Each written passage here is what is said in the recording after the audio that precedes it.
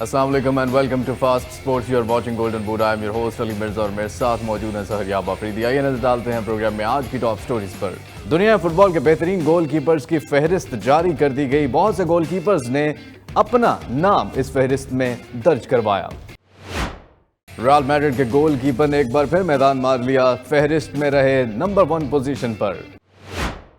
La Liga title जीतने वाली Barcelona के गोलकीपर भी किसी से पीछे नहीं रहे, फेरिस्ट में दूसरा नंबर हासिल कर लिया। दुनिया फुटबॉल में 2 ट्रैबल जीतने वाले पेप गार्डियोला ने टॉप मैनेजर्स लिस्ट में जगह बना ली। नेपोली को 33 साल बाद टाइटल जितवाने वाले और फिर नेपोली को छोड़कर जाने वाले कोच भी इस फहरिस्त में शामिल। जानेंगे पाकिस्तान प्रीमियर लीग में खेलने वाले पाकिस्तान के मशहूर फुटबॉल क्लब्स के बारे में आज के प्रोग्राम में। फीफा वर्ल्ड कप फातेह टीम एरिया का किस जगह और किसने किया शानदार इस्तकबाल, और चेल्सी ने इंटर मिलान की बोली को आखिर क्यों मुस्तरद कर दिया। फ्रेंच लीग में बेहद बुरी परफॉर्मेंस के बाद पीएसजी ने आखिरकार अपना मैनेजर तब्दील कर दिया। कौन है ये नए मैनेजर, जानिए आज के प्रोग्राम में। मैनचेस्टर यूनाइटेड के साबिक गोलकीपर को ऐसा क्या हुआ कि उन्हें अस्पताल मुंतकिल करना पड़ गया, ये सब कुछ देखिए आज के प्रोग्राम में। Welcome back to golden boot और यहाँ पर हम बात करेंगे दुनिया फुटबॉल के बेहतरीन गोलकीपर्स की जिनकी फहरिस्त जो है जारी हो चुकी है, और बार्सिलोना और रियल मैड्रिड ने ये मैदान मार लिया है। सबसे पहले बात करते हैं रियल मैड्रिड की, लेकिन उससे पहले बात करते हैं कि कौन कौन से गोलकीपर्स हैं जो इस फहरिस्त में आए हैं और जिन्होंने बड़ी ज़बरदस्त परफॉर्मेंसेस दी हैं। ये आपको दिखाते हैं ये स्टैट्स, और यहाँ पर आपके सामने आप देख रहे हैं टीबू कोर्टवा जो हैं उन्होंने पहला नंबर हासिल किया है इस फहरिस्त में, और टर स्टेगन जो है उन्होंने दूसरा नंबर। ये बार्सिलोना के लिए खेलते हैं और टाइटल भी जीता बार्सिलोना ने इस साल ला लीगा। एलिसन लिवरपूल से हैं और एलिसन जो है वो तीसरे नंबर पर है। माइक मिनियन जो है बेहतरीन गोलकीपर, एसी मिलान जो है जिन्होंने चैंपियंस लीग में भी काफ़ी आगे तक रसाई हासिल की, चौथे नंबर पर हैं। और जैन ओब्लैक जो हैं एटलेटिको मैड्रिड की तरफ से खेलते हैं, 5वें नंबर पर हैं। आफरीदी, सबसे पहले हम टीबू कोर्टवा की बात करते हैं। टीबू कोर्टवा ने मैदान मार लिया है और अभी रिसेंटली कुछ खबरें भी आई थी कि कुछ अपनी जो नेशनल टीम थी उसके साथ भी मसला मसाइल हुए थे।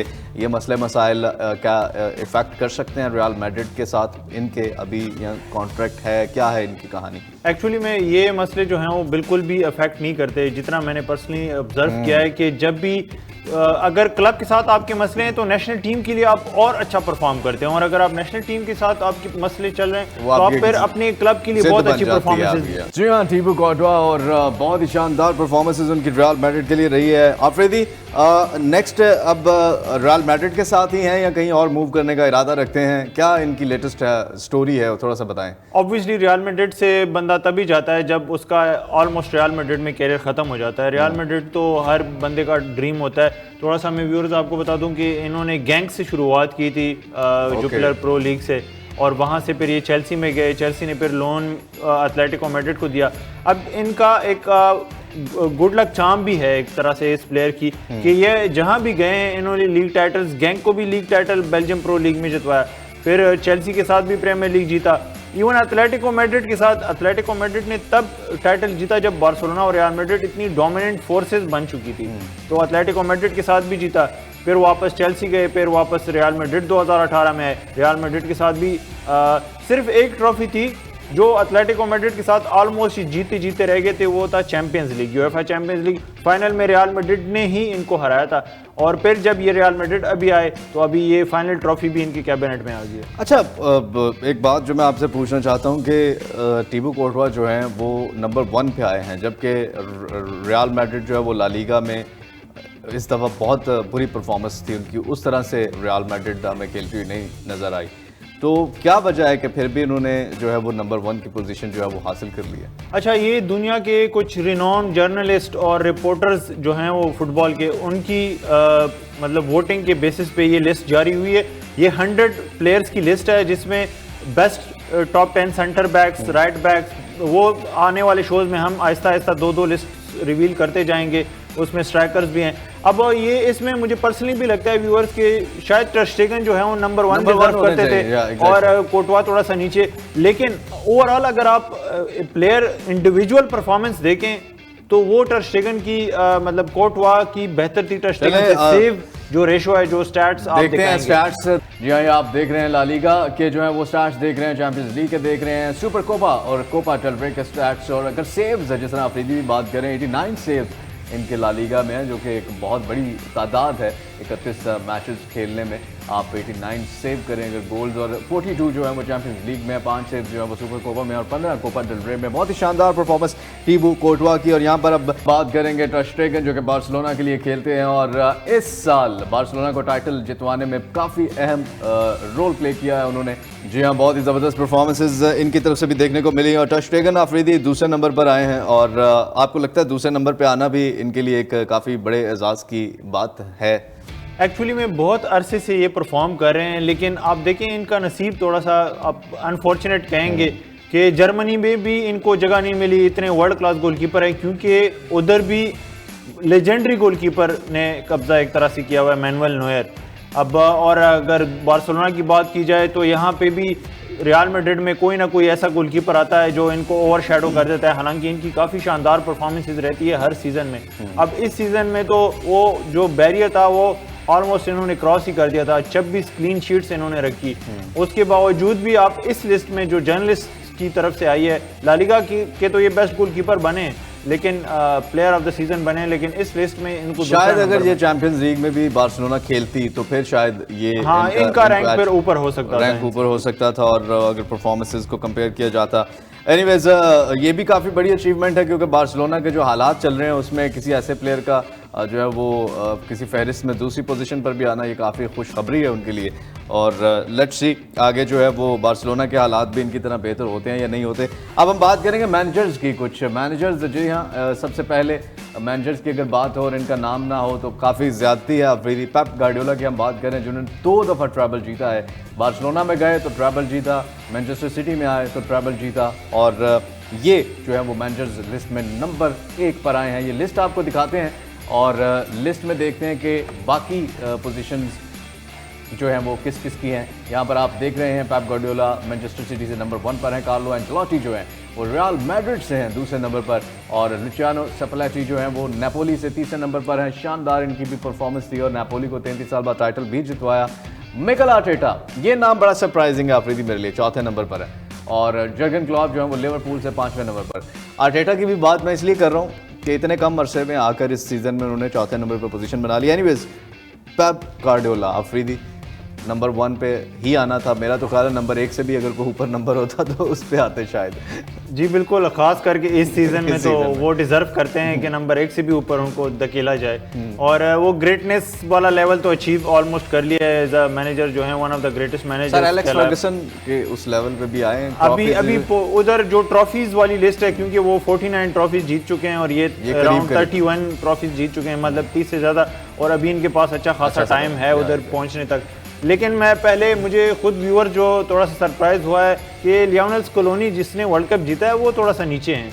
वो थोड़ा सा मुझे पर्सनली लगता है कि अगर आप वर्ल्ड कप जीते हो तो आपको टॉप 3 में होना चाहिए। सबसे बड़ी जो है वो अचीवमेंट तो वही है आपकी। अब मेरा ख्याल है एक स्टैट्स पे भी अफरीदी नजर डालते हैं, फिर मजीद आपसे जानेंगे। और इनके स्टैट्स जो हैं पेप गार्डियोला के, वो क्या कहते हैं, कितने इन्होंने मैचेस जीते हैं, कितने हारे हैं। ये आप देख रहे हैं गेम्स जो इन्होंने खेली हैं वो 413 है मैनचेस्टर सिटी के साथ। विन्स इनकी 300 हैं और ये बहुत बड़ी तादाद है।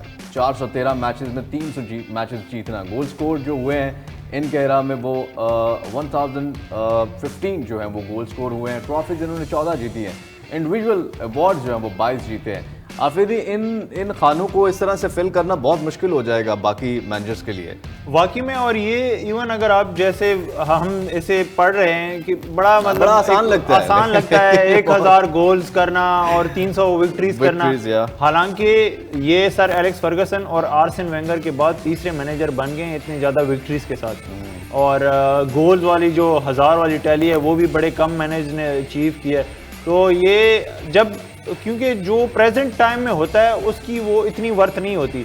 जब वो रिटायर होता है और फिर हम उनके बाद उनको देखते हैं तो वो फिर आहिस्ता आहिस्ता वो बड़ा होता जाता है। जैसे पहले के टाइम पे पहले के ऊपर भी क्वेश्चन मार्क्स थे, फिर जब वो रिटायर हुआ और ज़माना चलता गया तो उतने ही बढ़ते गए और उनका स्टेचर बढ़ता गया। अभी मैराडोना जो था वो जब रिटायर हुआ था शायद मतलब वर्ल्ड क्लास था, लेकिन इतना ग्रेट वाला जो गोट वाला स्टेटस था वो आहिस्ता आहिस्ता बढ़ते जब उन पे जब कोई फिल्में पैसा बनी नहीं और- मिला तो फिर पता चला हाँ। कि वो तो बहुत ग्रेट तो आदमी। ये इस तरह की चीज़ें हमेशा से मैनेजर्स के साथ भी होती रही हैं, प्लेयर्स के साथ भी होती रही हैं कि बाद में वो मैग्नेनिमस बन जाते हैं आहिस्ता आहिस्ता। बिल्कुल, पेप गार्डियोला जो है वो इस टॉप मैनेजर लिस्ट में टॉप पर ही आए हैं और कार्लो एंचेलोटी दूसरे नंबर पर हैं। लेकिन हमने जो फीचर किए हैं वो हैं स्पेशली जिनको हमने फीचर किया है वो लुचियानो स्पेलेटी हैं, जिन्होंने नेपोली को 33 साल बाद जो है वो टाइटल जितवाया। और इनको हमने फीचर क्यों किया वो अफरीदी से जानेंगे। अफरीदी जितनी तारीफ करें कम, क्योंकि कोई नहीं जानता था ख्वारत्ज़खेलिया को, कोई नहीं जानता था ओज़िमैन को उस तरह से जिस तरह इन्होंने सबको दिखाया, प्लेयर्स को ढूंढा। नेपोली में वो 33 साल बाद जो है वो एक जो उनका अधूरा ख्वाब था मैराडोना के बाद उसको कंप्लीट किया। उसमें ये तीसरे नंबर पर हैं लिस्ट में।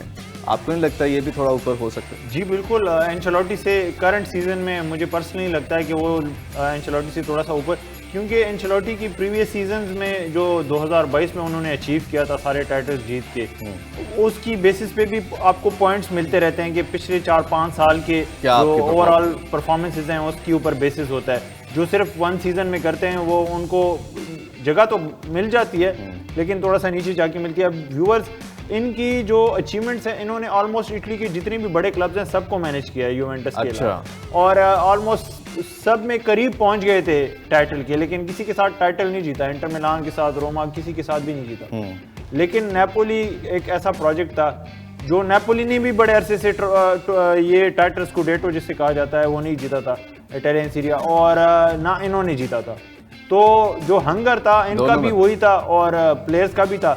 अब इन्होंने क्या किया कि जो आइकन प्लेयर्स थे, इंसीनिया वगैरह, ये सारा उनको जाने दिया और यंग फ्रेश ब्लड जिसको कोई नहीं जाता, किम मिन जे को आप देखें, क्वारात्ज़खेलिया को आप देख लें, विक्टर ओज़िमैन बेशक फ्रांस लीग में खेलते थे लेकिन इतना कोई नोन नाम नहीं था, इतने वर्ल्ड क्लास स्ट्राइकर नहीं बने थे। बाकी भी डी लोरेंजो जितने भी प्लेयर्स हैं, मतलब उन सबको पॉलिश किया और आउटस्टैंडिंग टैक्टिक्स, मतलब आप इसके टैक्टिक्स की इवन जो वीडियो में भी हमने दिखाई, व्यूअर्स को समझ लग गई होगी कि कितने इन्होंने अपनी, क्योंकि शार्प माइंड। और दूसरा ये कि जो इवन इनके बारे में एक स्टोरी मशहूर है कि ये अपने फ्लोरेंस के इलाके में जाते हैं और वहाँ इन्होंने अपनी जो फार्मिंग जगह करते हैं और एक पीसफुल जगह पे रिजाइड करते हैं जहाँ पे कोई नहीं होता, और वहाँ पे अपने जो प्रीवियस काम है उसको पहले एनालाइज करते हैं और फिर फ्यूचर के बारे में पढ़ते हैं कि प्रोग्रेसिव मैनेजमेंट क्या है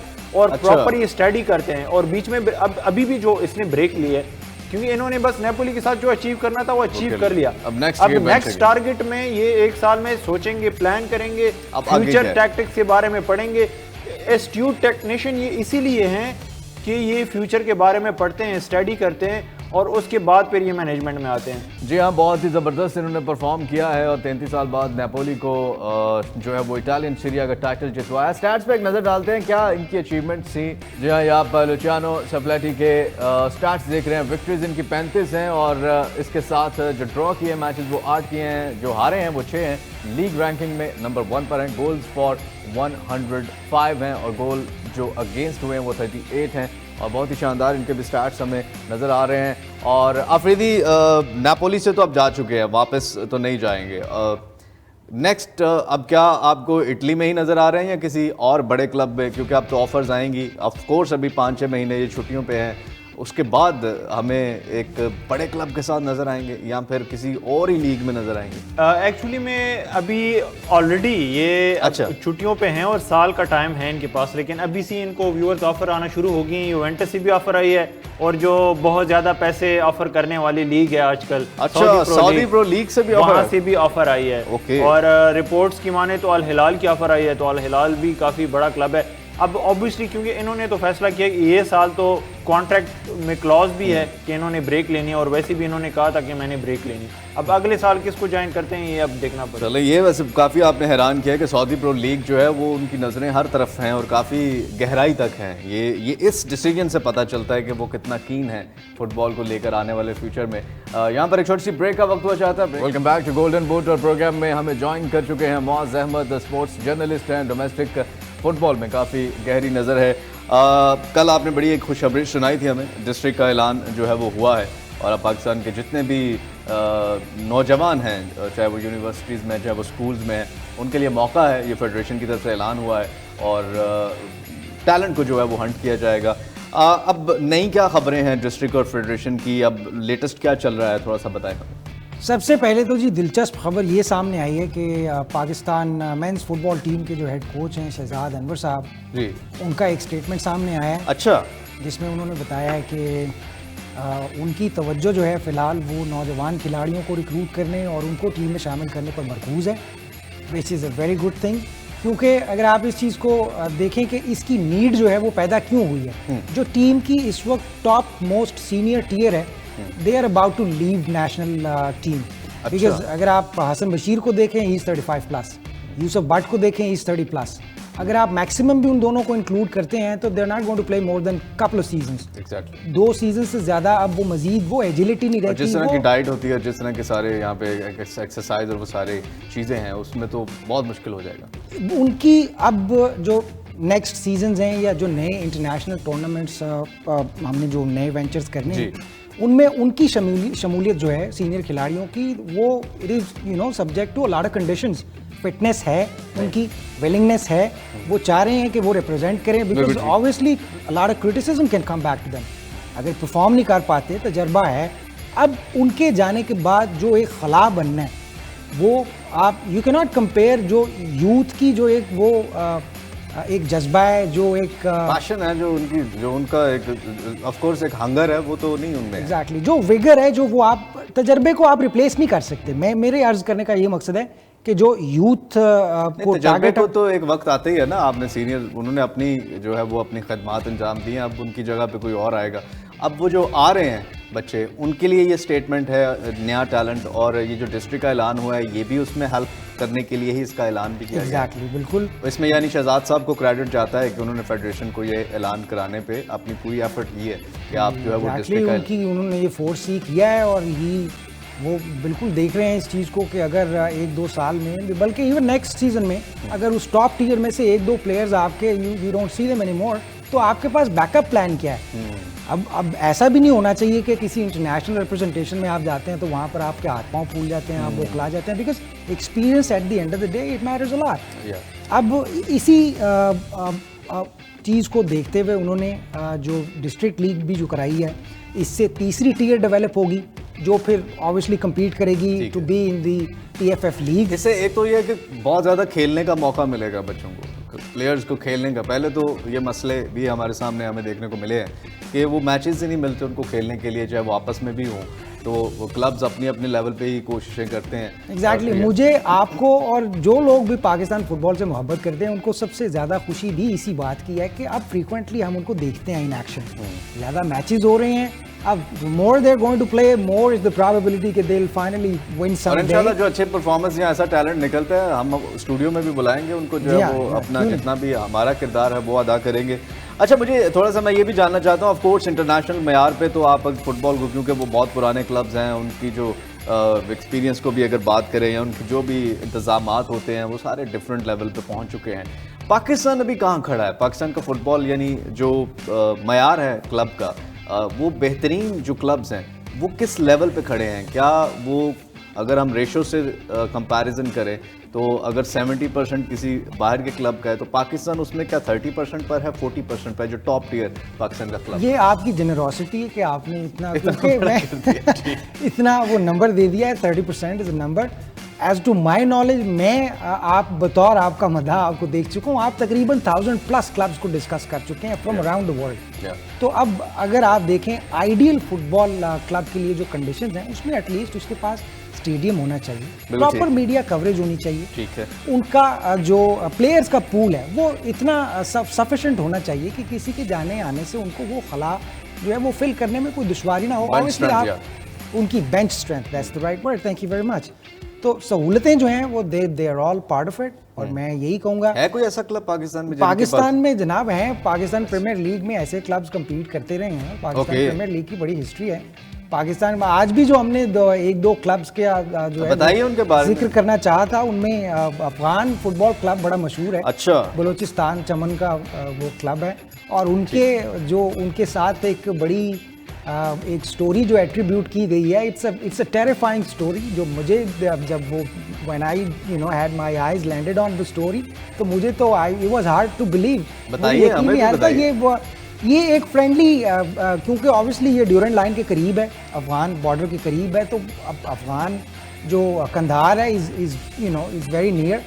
तो इन्होंने किसी अफगानिस्तान के क्लब का जो है वो फ्रेंडली मैचेस के लिए टूर किया।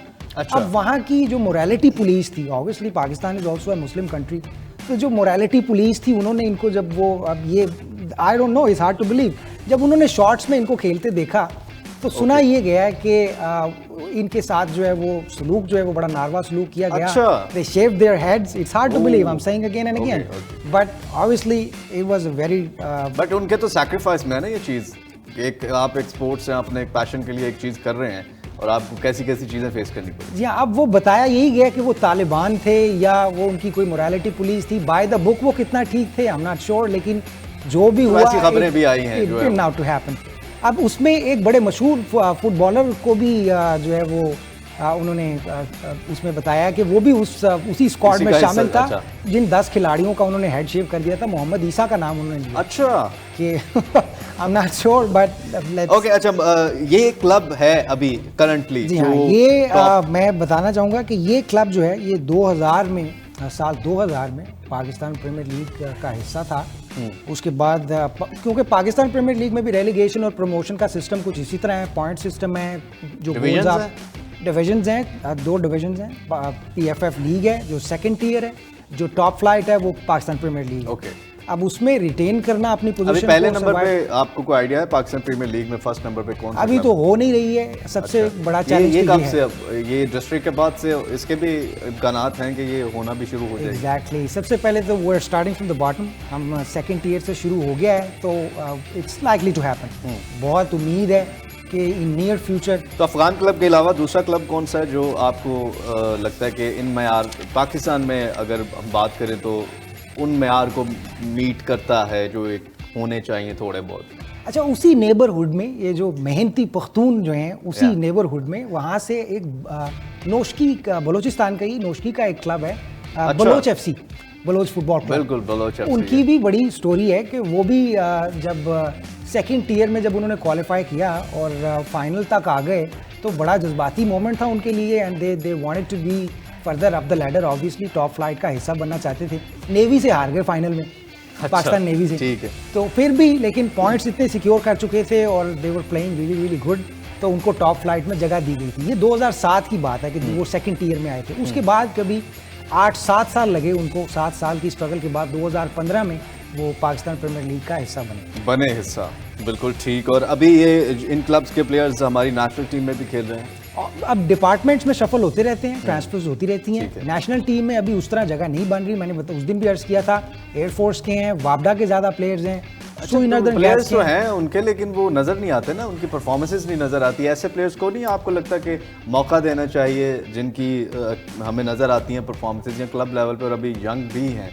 और अब शहजाद साहब को ये क्रेडिट पर देना चाहिए कि आप वो जगह बना रहे हैं न्यू टैलेंट के लिए, और ऐसे प्लेयर्स के लिए आपको भी देनी चाहिए जनाब। अगर आपकी नजर करम रहेगी तो ये प्लेयर्स हाईलाइट होते रहेंगे, they will brought to the light. उनको इंट्रोड्यूस कराया जाएगा, उनको बाकायदा उनको मुतारफ कराया जाएगा, उनको एक्नॉलेज किया जाएगा कि they have that talent, they have that potential and they should be acknowledged.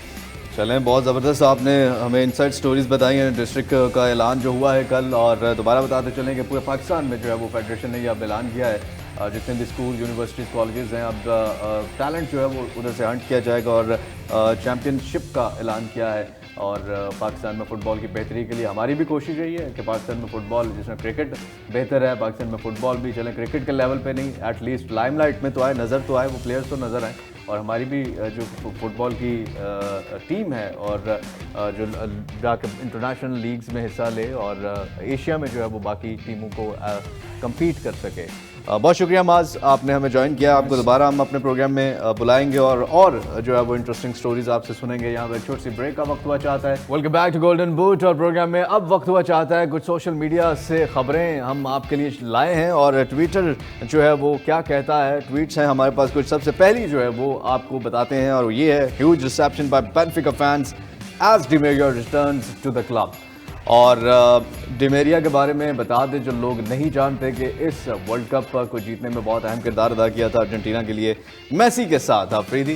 Final में भी इनकी तरफ से बड़ी ज़बरदस्त परफॉर्मेंस देखने को मिली थी, ऑल्दो पूरा टाइम नहीं खेल पाए थे इंजरी की वजह से। अब ये चले गए बेनफिका वापस। एक्चुअली मैं व्यूअर्स को मैं बताता चलूँ कि इनकी जो शुरुआत थी यूरोप में, मतलब जब अर्जेंटीना से आए थे तो बेनफिका वो पहला क्लब था जो इनको साउथ अमेरिका से यूरोप में लेके आया था। उसके बाद ये रियल मैड्रिड जैसे क्लब्स के लिए खेले, मैनचेस्टर यूनाइटेड जैसे क्लब्स के लिए, फिर यूवेंटस में भी अभी करंटली खेल रहे थे। फिर अब इनके पास सऊदी प्रो लीग में मेगा ऑफर के साथ जाने की भी ऑफर थी, लेकिन इन्होंने फिर भी अपने मोहब्बत को चुना, जो उनकी एक फर्स्ट लव जिसको कहते हैं, कि वो बेनफिका चले गए वापस अपनी। अगर मैसी होते सऊदी प्रो शायद फिर चले जाते वो एक।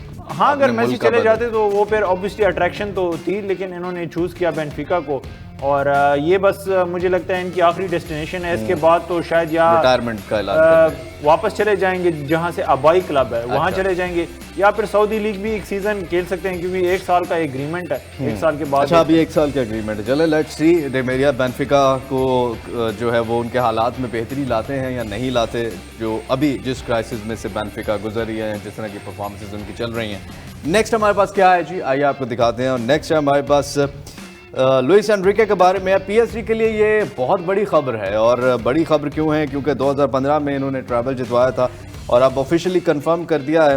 नासिर अल खलीफी काफ़ी एक्टिव हुए हैं अफरीदी पीएसजी को लेके। कल किलियन एम्बापे के हवाले से भी उन्होंने अपनी खामोशी तोड़ दी थी और कहा था कि जिधर मर्जी जाएं एम्बापे, हमें कोई फ़र्क नहीं पड़ता और हम ऐसे प्लेयर को फ्री नहीं जाने देंगे। अब एनरिके जो है, लुइस एनरिके, उनको उन्होंने ये भी ऐलान किया था कल ही कि हम जो है वो उनको एज अ कोच ले रहे हैं। कितना बड़ा आपको पॉजिटिव स्टेप लगता है? ऑब्वियसली गालचर जो अभी करंट मैनेजर से उससे तो बेहतर ही है, क्योंकि इनका रिज्यूमे अगर आप देख लें तो इनकी 2015 का ट्रेबल है, मेसी, सुआरेज और नेमार के साथ रियूनियन भी है। ये व्यूअर्स एक बहुत ही इंटरेस्टिंग चीज़ मुझे जब लगी कि लुइस एनरिके वो मैनेजर हैं जिसने नेमार को मैनेज किया था, और सक्सेसफुल टाइम जो बार्सिलोना का था पेप गार्डियोला के बाद, वो लुइस एनरिके के अंडर था, और वो अब नेमार को रीएक्टिवेट कर सकते हैं। लेकिन नेमार तो जा नहीं रहे पीएसजी से, ये इसीलिए तो कह रहा हूँ कि ये उनको फोर्स भी कर सकते हैं कि वापस रुक जाओ। और क्योंकि जब आपका एक ऐसे बंदे के साथ, एक ऐसे मैनेजर के साथ जो आप पे पहले काम कर चुके हो और वहाँ आप सेटिस्फाइड तो वो उसके साथ फिर रुकना प्रेफर भी करते हो। अब वो ऑफर्स को देखेंगे, नहीं पहले ले आते इनको, मैसी भी रुक जाते। हाँ, वैसे ये बात भी है कि मेसी को भी रोक सकते थे अगर थोड़ा सा पहले आ जाते, लेकिन वो ऑब्वियसली उनको पहले से पता होता है कि कौन सा मैनेजर ने आना है, ये वो अपनी सारी चीज़ें। अब मेसी का जो इंटर मियामी के साथ डील थी, वो इंटर मियामी उस पर 2 साल से काम कर रही थी। एग्जैक्टली, बिल्कुल। लेकिन ये अच्छा इजाफा है पीएसजी के लिए, और अल्ट्रा फैंस के लिए भी ये शायद उनको अब खुश हो जाना चाहिए कि एक अच्छे कोच आए, और अल्लाह करे कि ये इनके लिए कुछ अच्छी चीज़ें ही लेकर आए। और ऐसे ये कोच हैं जो कि ज़रूरी नहीं कि बहुत बड़े बड़े नामों से ही परफॉर्मेंस लें, ये नए प्लेयर्स को भी तैयार कर सकते हैं। जी बिल्कुल, ऐसी ही है। और अब तो टीम भी ऐसी बन गई है जिसमें ज़्यादा ईगो का इशू शायद इनको फेस ना करना पड़े। नेक्स्ट क्या है जी हमारे पास? नेक्स्ट पे नजर डालते हैं, और नेक्स्ट है Chelsea have rejected Inter Milan's latest bid for Lukaku and are seeking a fee in the region of 45 million.